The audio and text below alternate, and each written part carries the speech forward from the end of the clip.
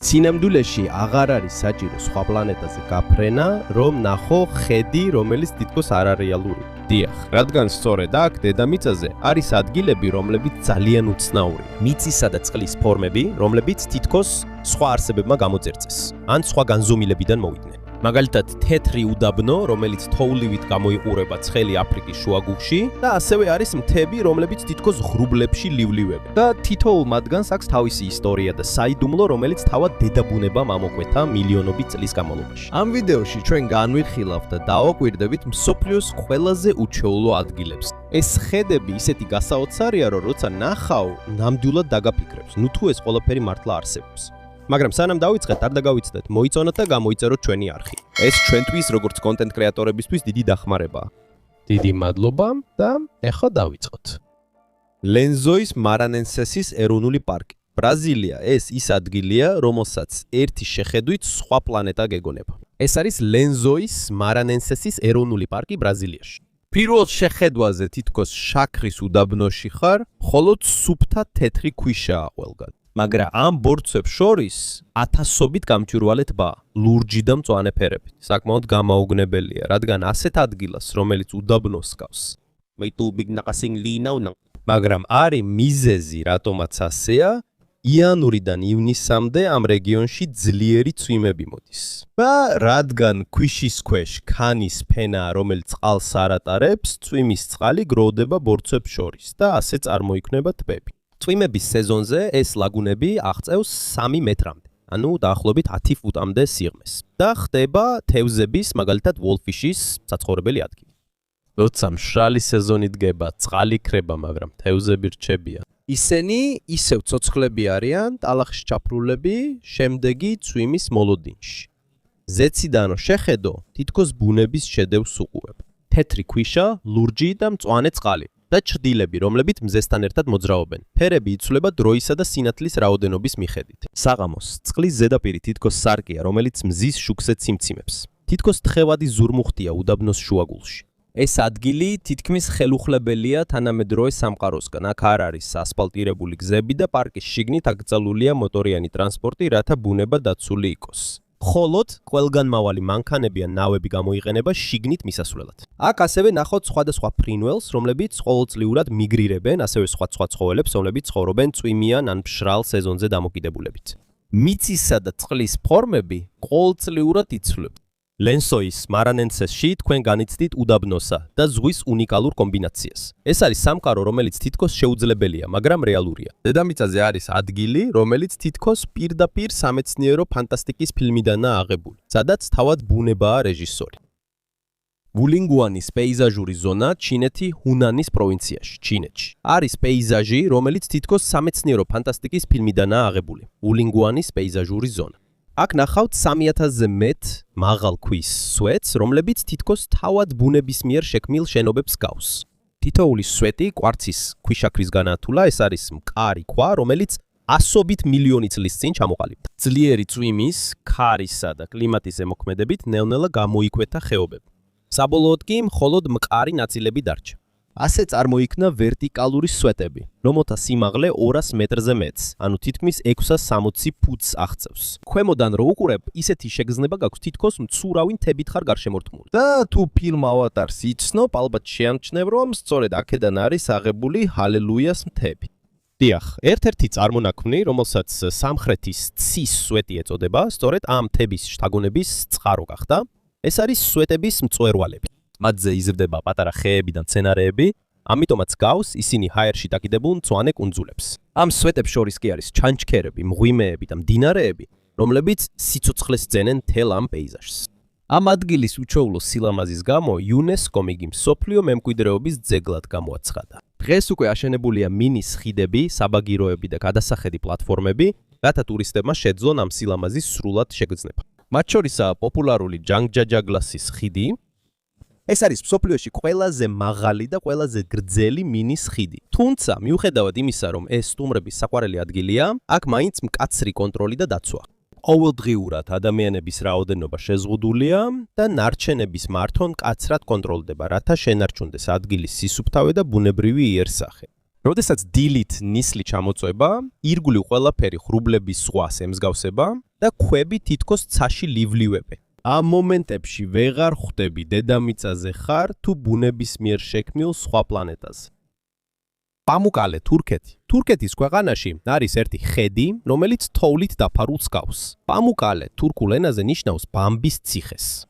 ის ქვეყნის სამხრეთ-დასავლეთ ნაწილში მდებარეობს და ცნობილია თეთრი ტერასებით, რომლებიც მთის ფერდობზე ეშვება. ეს არ არის ყინული, არამედ ტრავერტინი, თეთრი ქვა, რომელიც ათასობით წლის განმავლობაში წარმოიქმნა კალციუმის კარბონატით მდიდარი ცხელი წყაროებიდან. როდესაც წყალი მიედინება და ცივდება, ის ტოვებს სქელ ფენას. თეთრი ქვა, რომელიც საბოლოოდ კრისტალურ საფეხურებად იქცევა, აქ ამომავალი წყლის ტემპერატურა მერხეობს 95-დან 212 ფარენჰეიტის გრადუსამდე. ამიტომ მიუხედავად იმისა, რომ გარეგნულად ცივია, ტერასებზე გამავალი წყალი ცხელი რჩება. რომის დროიდანვე პამუკალე ცნობილია როგორც სამკურნალო სპა.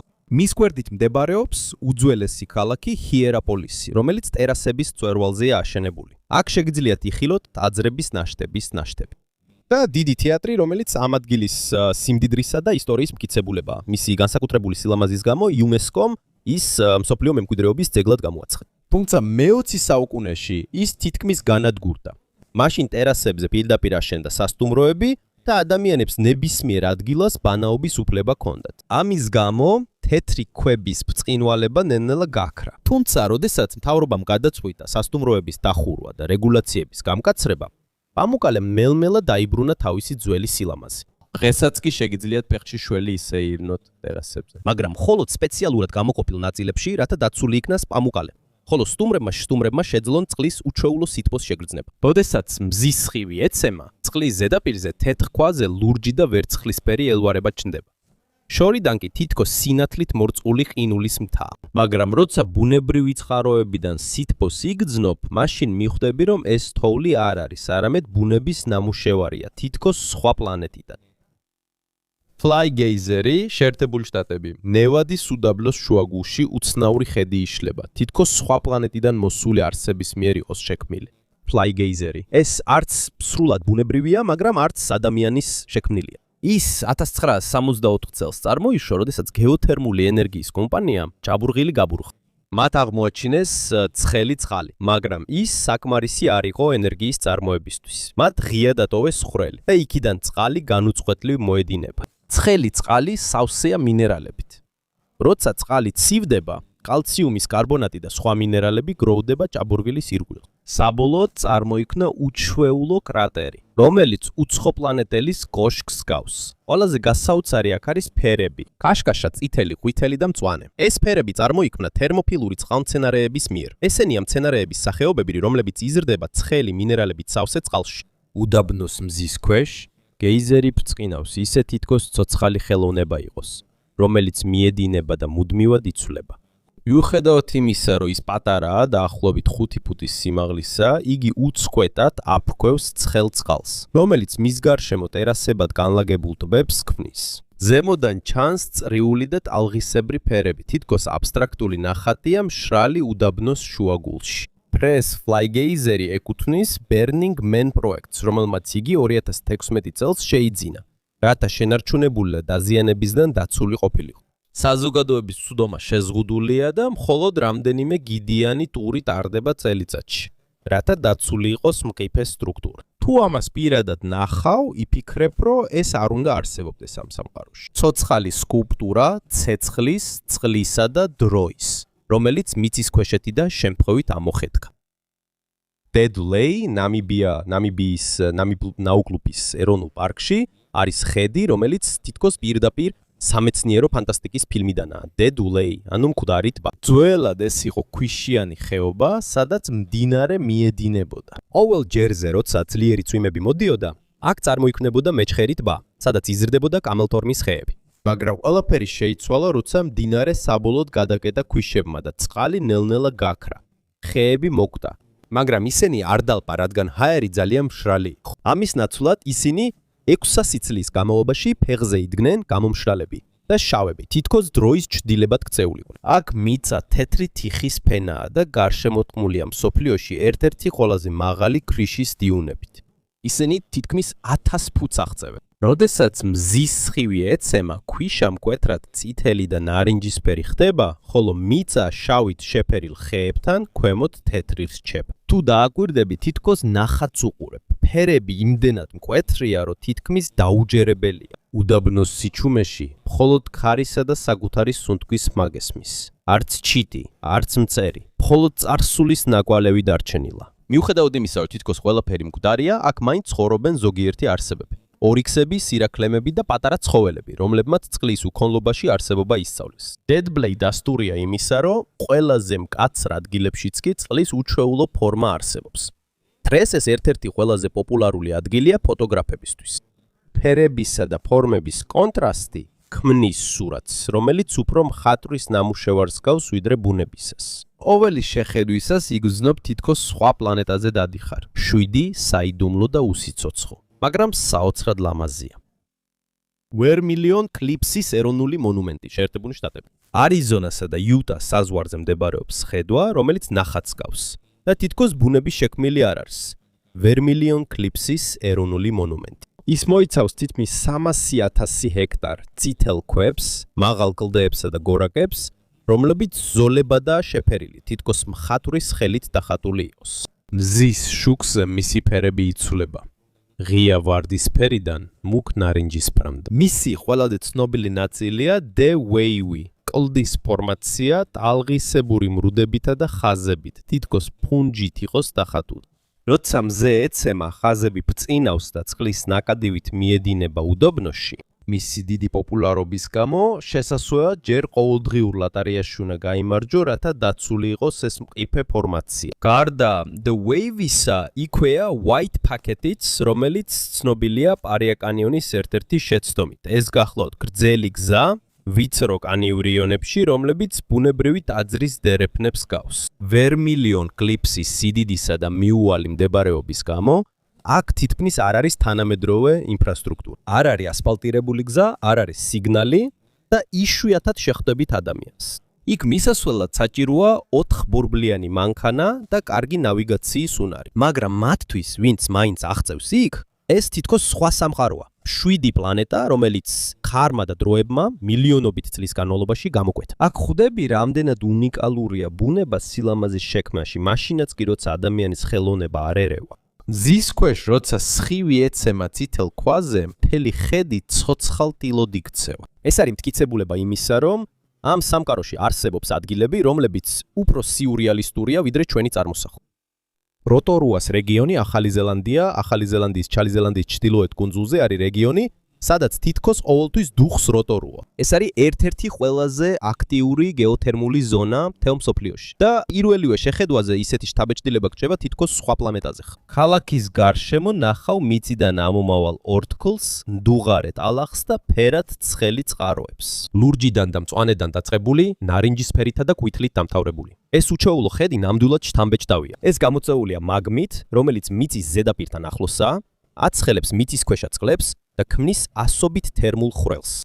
აქ ერთ-ერთი ყველაზე ცნობილი ღირსშესანიშნაობა ვაიოტაპუს თერმული საოცრებათა ქვეყანა, პარკი, სადაც წყალში არსებული მინერალები თითქმის სიურეალისტურ ფერებს ქმნის. მაგალითად, შამპანურის აუზს ღრმა ტურკუზისფერი წყალი აქვს, რომელსაც გარშემო ნარინჯისფერი კიდეები აქვს, რაც არსენისა და ანტიმონის სულფიდების შედეგად წარმოიქმნება. ასევე არის მხატვრის პალიტრა, ტერასა, რომელიც წყლის დინების მიხედვით ფერს იცვლის. გარდა ამისა, აქ მდებარეობს პოჰუტუს გეიზერი. ყველაზე დიდი მოქმედი გეიზერი სამხრეთ ნახევარსფეროში, რომელიც ამოფრქვევისას 100 ფუტის სიმაღლემდე აღწევს. მაგრამ როტორუა მხოლოდ ხედით არ არის გამორჩეული.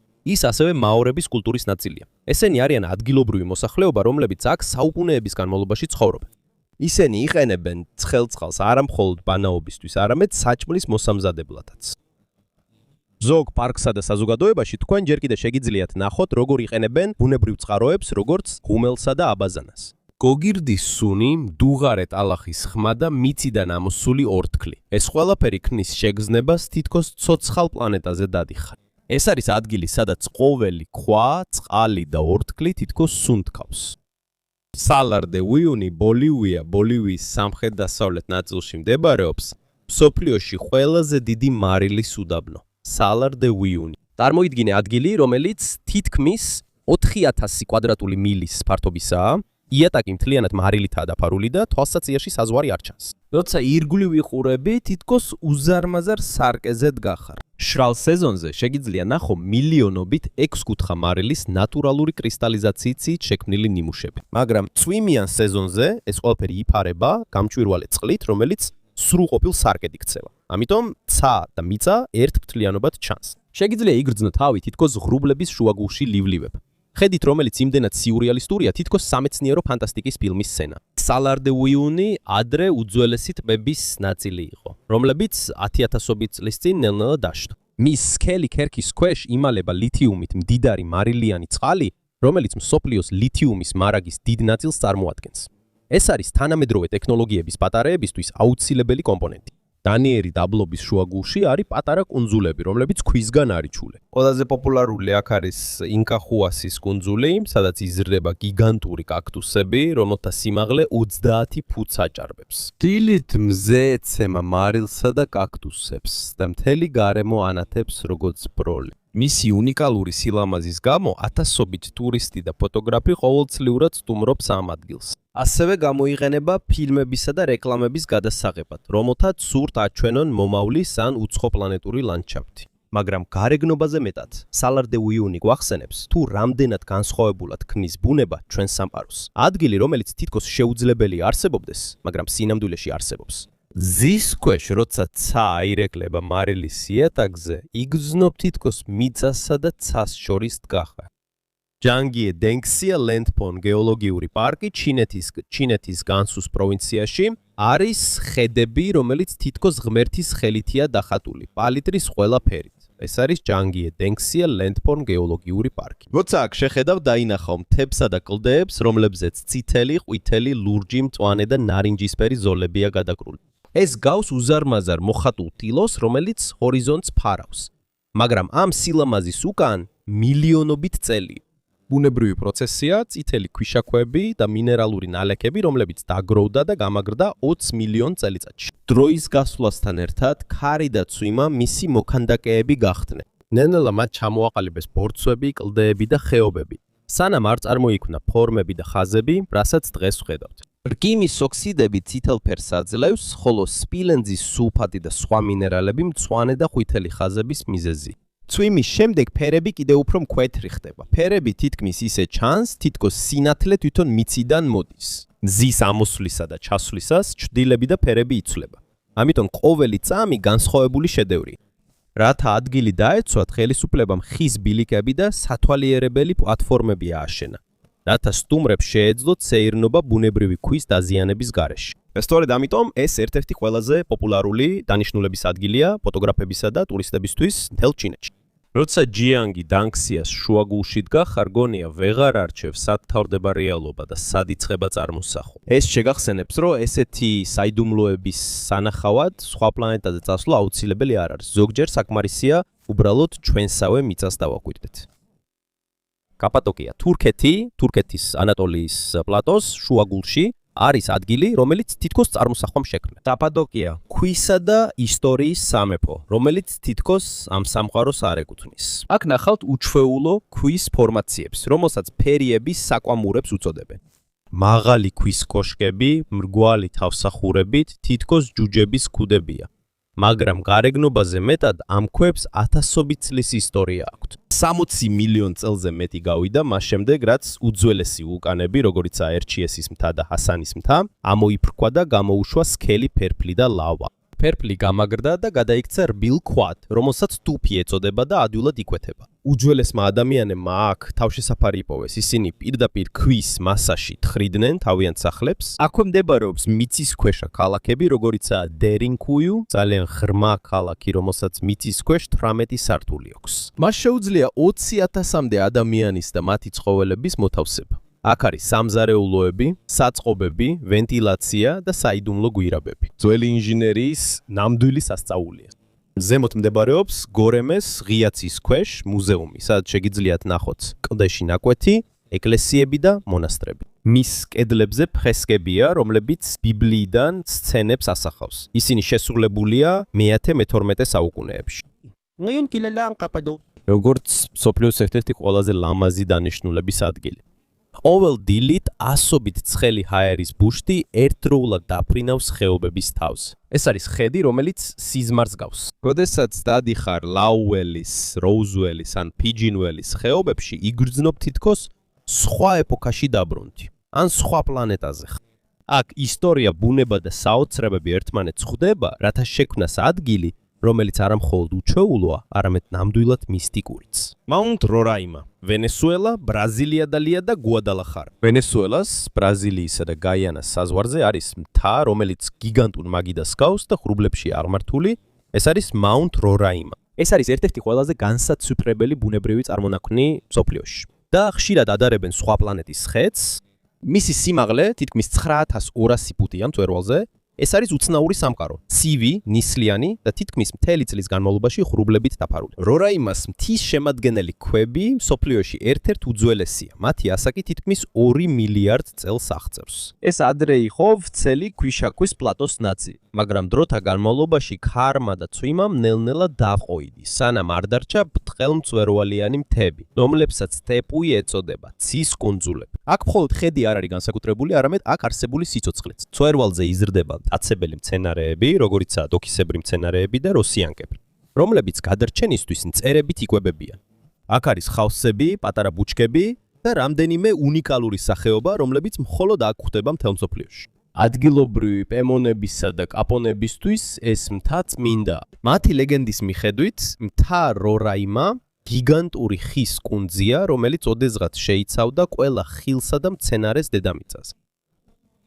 ერთმა ღმერთმა მოჭრა ხის ტანი და ის გადაიქცა ტეპუებად, ბრტყელ მთებად, რომლებიც რეგიონში გავრცელდა. დღეს ის დაცულ ტერიტორიებსა და იუნესკოს მსოფლიო მემკვიდრეობის ძეგლებს შორისაა მისი უნიკალური ეკოლოგიისა და კულტურის გამო. თუმცა, მიუხედავად იმისა, რომ ტურისტები ადიან, ის მაინც რჩება ერთ-ერთ ყველაზე იზოლირებულ ადგილად პლანეტაზე.